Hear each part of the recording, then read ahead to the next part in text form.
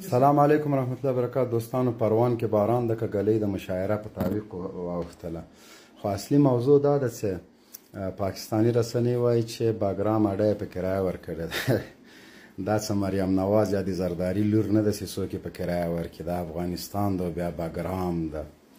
وام اورېدم کوموارم که د چا څه تاسو چین ته جینکۍ ور نه کړلې، موږ څه وویلې، خالي ګیله مو کړله چې موږ پسې یو. تاسو یې رامنډۍ چلوئ، موږ څه وویلې؟ تاسو عافیه صدیقي په امریکا خرڅه که موږ څه وویلې؟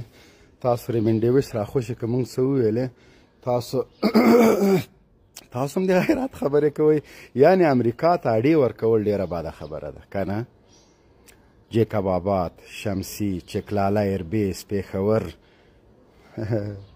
راهداري امریکا ته، یعنې دا خو بد کار ده، دا خو مو راسره ومنله، دا هم غټه خبره ده.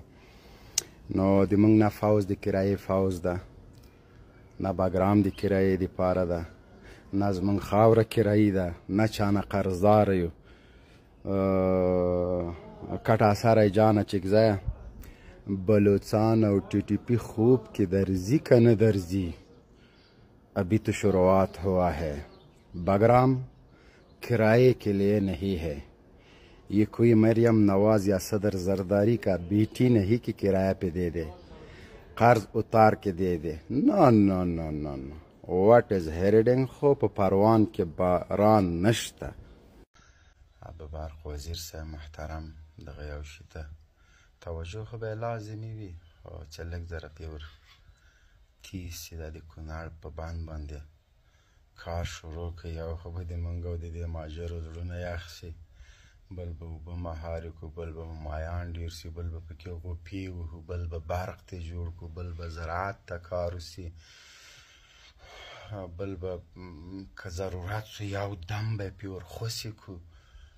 نو اوس خو اړیکې مړیکې هسې هغه سوي دي، بس ایسته شروع پې وکئ د خیره سره، قسم په الله جومات په جومات، کور په کور ګرځو، چنده درته کوو، سوال درته کوو، پیسې راټولوو وروره ګوله، که په خارج کې دي که په داخل کې د افغانستان خلکو ته وایو انشاءالله نه به پاتې کېږي. سمټ مو خپل دي، سیخه ګول مو خپل دي، اوسپنه مو خپله ده، تیږه مو خپله ده، انجینران مو خپل دي، اوبه مو خپل دي، نو بیا ګورو ورته ولې. اعلامت می پشت مردم اعلانم اعتبال، یاز خدای چی حال است؟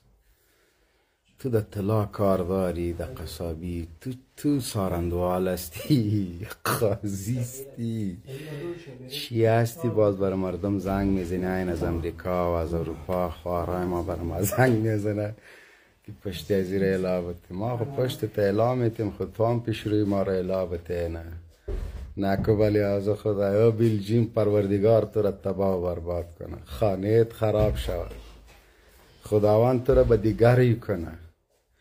خداوند کل بیلجیم، مردم بیلجیم میگم، افغانا را نه، سگای دیوانه وارش شوین که چی برای ما روان کردین. خیر از با زبانش میبریدین روان میکردین. چی یعنی ما چی کنیم؟ میره کجا رایی کنیم؟ بندی کنیم، بکشیم، دیپوت کنیم؟ راه از پیش ما گم کردین. او بلیاز خدا، او بیلجیم خانهت خراب شود. چی یک فیلسوف بر ما روان کردی؟ دکانا را کاشی کو، رنگ کو، یالتر چی؟ تو کی هستی؟ یکی تو بر بلیاز خدا.